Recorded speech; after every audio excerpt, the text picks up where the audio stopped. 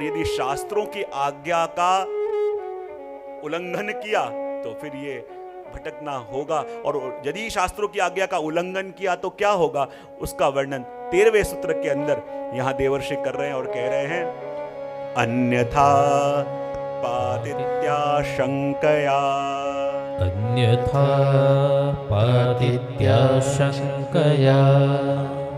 और यदि शास्त्र की आज्ञा नहीं मानी तो चाहे कितना भी उत्तम कार्य कर रहे हो, लेकिन जहां वेद की मर्यादा का उल्लंघन किया, देखो कोई भी पवित्र नदी भी है ना, वो कब तक पूज्य रहती है कि जब तक अपनी मर्यादा के अंदर है। वही नदी का पानी जब पहाड़ बन के पूरे गांव को बहा जाता है तब वो पूज्य भाव रहता नहीं है। समुंदर के सामने जाके लोग पूजन करते हैं, लेकिन वही समुंदर अपनी सीमा लांग के सुनामी बन के गांव में घुस जाता है, तब वो पूज्य भाव रहता नहीं है। और देखो शास्त्र आज्ञा क्या है, यदि आपको गाड़ी चलाना आ गया फिर भी आपको ट्रैफिक रूल पालन करने होते हैं कि नहीं। आप यदि कह दो अरे मुझे तो लाइसेंस मिल गया है, अब लाइसेंस मिल गया है तो मैं जहां जाऊं वहां जाऊं, जहां मेरी इच्छा है वहां जाऊं, लेकिन गवर्नमेंट कहेंगे नहीं, ये आज्ञा का उल्लंघन नहीं कर सकते, क्योंकि करोगे तो तुम्हें भी खतरा है और औरों के प्राणों को भी खतरा है।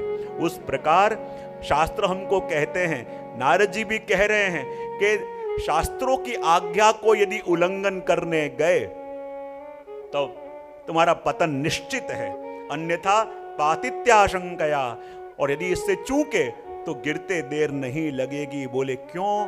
क्योंकि देखो आप जब भक्ति मार्ग में आगे बढ़ रहे हो तो आप पे जवाबदारी सिर्फ अपनी नहीं, अपने आने वाली पीढ़ी की भी है, क्योंकि आप आदर्श हो। और अपने वहां कहते हैं ना, यद्यदाचरति श्रेष्ठ तत्तद्देवेतरो जन स यत् प्रमाणम कुरुते लोकस्तत् अनुवर्तते।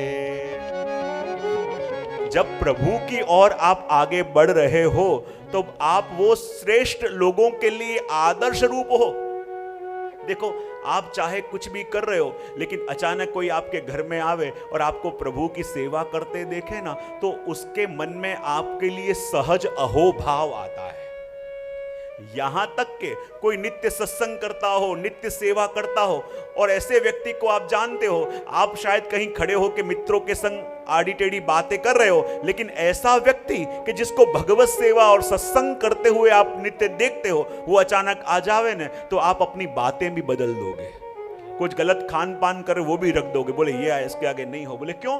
क्योंकि जब आपको कोई अच्छे माहौल में बार बार देखता है तो उनके मन में आप आदर्श होने लगते हो। और ये जगत के अंदर 10% लोग ऐसे हैं जो पढ़ के समझ के आगे चलते हैं, और 90% लोग ऐसे हैं जो अपने आदर्श जो हैं उनका अनुसरण करके जीवन में आगे बढ़ते हैं।